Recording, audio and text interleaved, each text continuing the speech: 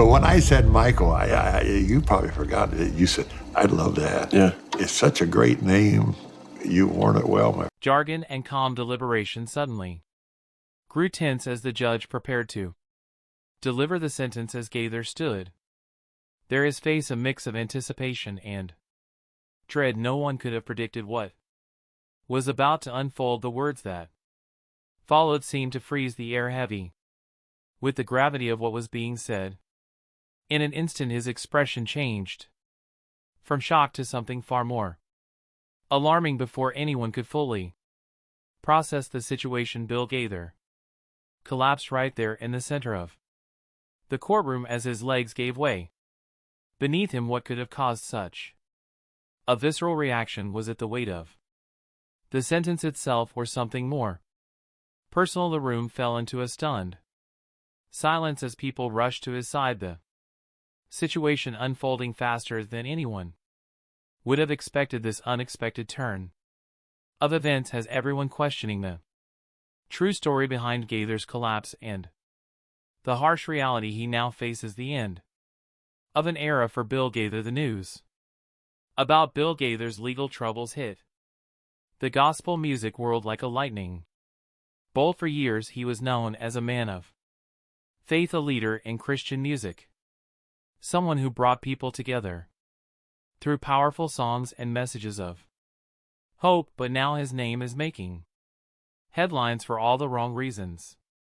Instead of standing on stage with a mic in his hand, he's standing in a courtroom, facing serious accusations that could change his life forever. So what's he being accused of? Well, the list is long, and the details are messy. Prosecutors claim that for years Gaither was involved in financial fraud, embezzlement, and tax evasion. They say that the money fans donated to his ministry, money that was supposed to go toward helping others, spreading faith and supporting Christian outreach programs, was actually going straight into his personal bank account.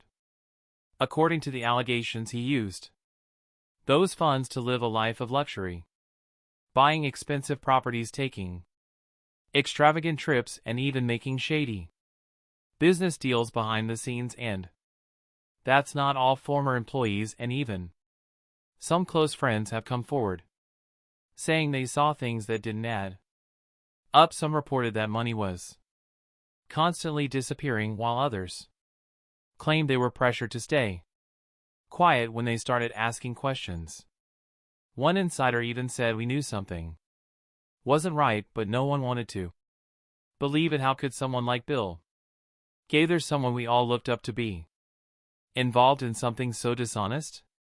The case took an even wilder turn when investigators found offshore accounts linked to Gaither's name. Now, if you don't know what that means, offshore accounts are basically hidden bank accounts in other countries where people store money to avoid paying taxes or to keep certain transactions secret.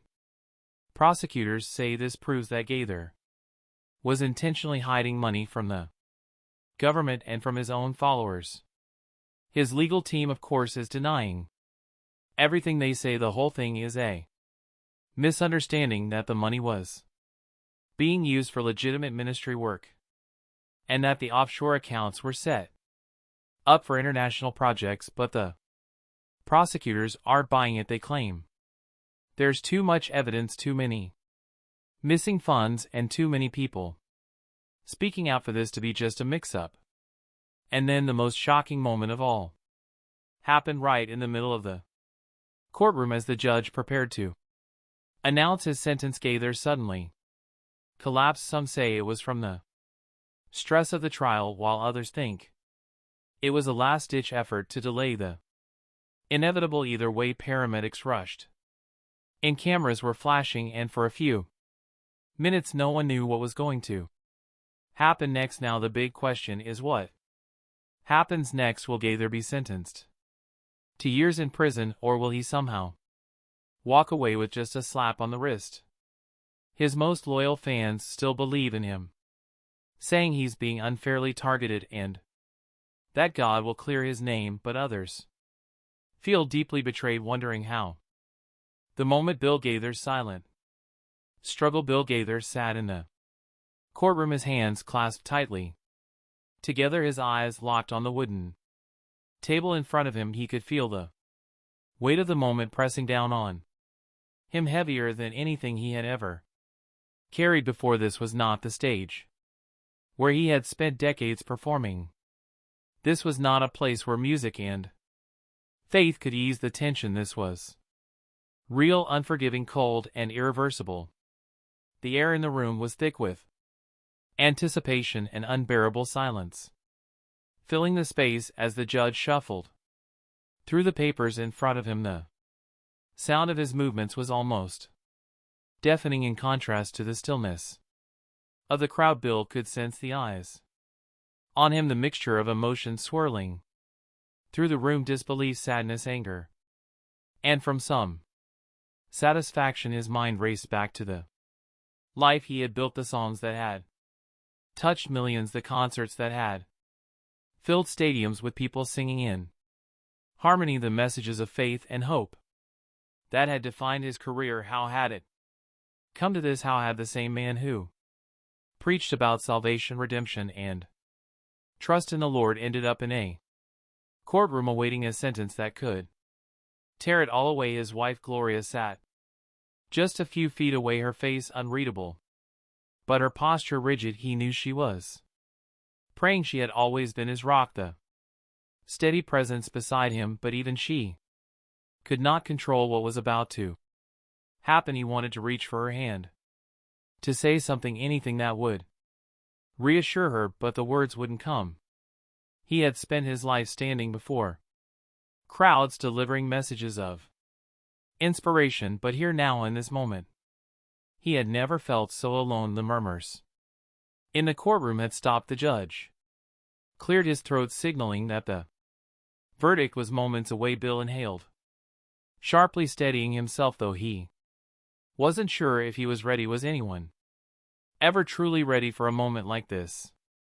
The courtroom had become a cage, trapping him in an unthinkable reality. The bright lights and roaring applause of his past performances seemed like a distant memory, now replaced by the cold, clinical atmosphere of a trial that had turned his life upside down. His thoughts briefly drifted to his fans, those who had stood by him for decades. Were they still out there? Were they watching this unfold? Were they waiting to defend him?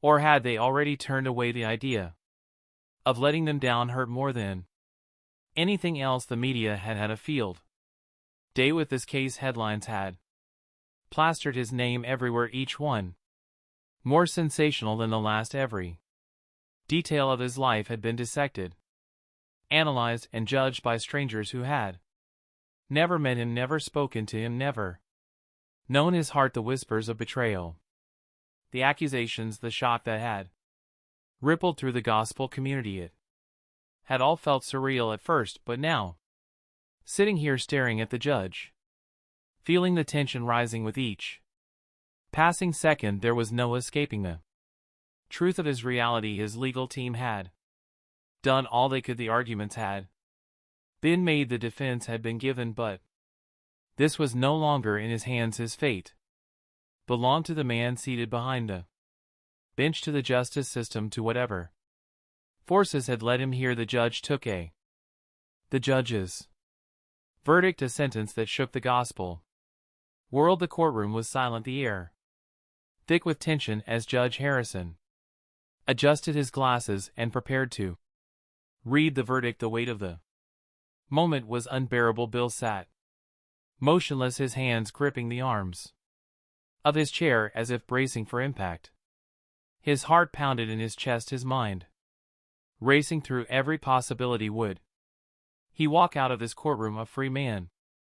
Or was this the day his legacy would be permanently stained? The judge cleared his throat, his expression unreadable. The entire gospel world seemed to be holding its breath, waiting for the next words that would define Bill Gaither's future.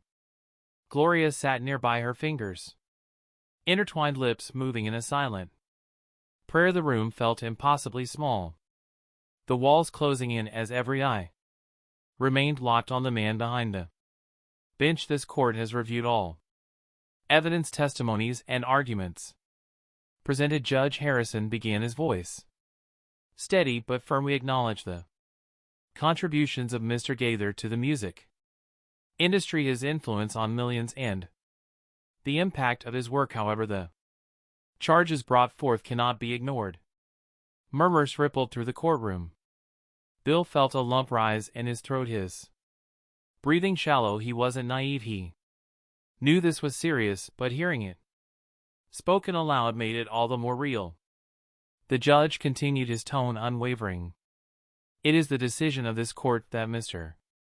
Gaither is found. He paused, letting the moment stretch unbearably long, as if time itself had frozen. The entire room was hanging on his next word. Guilty. A gasp echoed from the crowd, followed by an eruption of whispers. Some clutched their chests in disbelief, others shook their heads, unwilling to accept what they had just heard. Bill swallowed hard, his body stiff, his eyes focused on the judge, though his vision blurred slightly.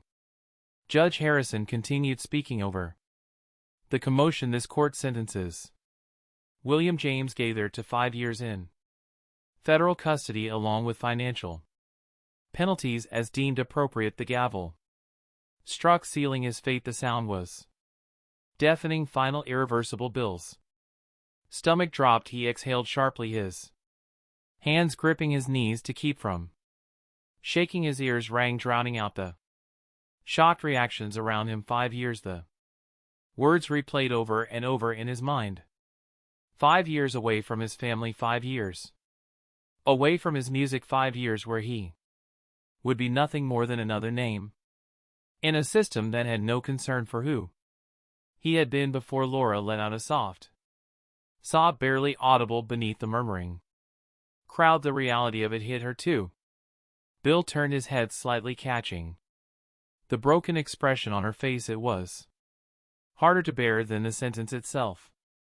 The prosecution remained expressionless, while the defense team exchanged glances, their faces etched with a mix of disappointment and determination. There was talk of appeals, of pushing for a lesser sentence, but at this moment those were just words. The verdict had been spoken somewhere in the courtroom. A journalist was already typing the headline that would flood social media. Within seconds, gospel legend Bill Gaither sentenced to fall from grace. He could see it now, splashed across news sites, debated endlessly on talk shows, twisted and reshaped until the truth barely mattered anymore. Security approached, ready to escort him away. Bill inhaled deeply, straightened his posture, and stood. If this was how it was going to be, he wouldn't allow them to see him break. He had spent his life preaching faith through hardship. Now he had no choice but to live those words himself. The judge had spoken. The world was watching, and the gospel community would never be the same. Well, in your song I didn't see any redemption. All I saw was a chance to get a laugh from the audience, and to me it was a cheap laugh from the audience. How would you have felt had you been the parents of a homosexual child who said to you that day, you know, that he was gay, or the daughter was a lesbian? How would you have felt about that had you had somebody up there making fun of your son and daughters and a Christian? The ashes of Gaither's once unshakable reputation. News anchors dissected the verdict, legal experts weighed in on the implications, and online sleuths dug into every aspect of his career, his finances, his personal life, anything that could add fuel to the fire. Even within his own circle, the fallout had begun. Some longtime members of the Gaither vocal band, artists who had shared the stage with him for years, found themselves facing uncomfortable questions. Were they going to continue supporting him? Did they know anything before all of this came to light? One former band member, speaking anonymously, told a journalist, Bill was always the leader, always the One guiding the group I never questioned him, but looking back maybe I should have. The weight of those words sent shock waves through the community as Bill sat in the holding cell waiting for the next steps in the process. He knew his world had changed forever. He had spent his life lifting people up through faith and music, but now as he stared at the cold gray walls around him, he realized that faith alone wouldn't be enough to fix this. The trust of his fans had been shaken, his family was hurting, and the gospel world would never be the same.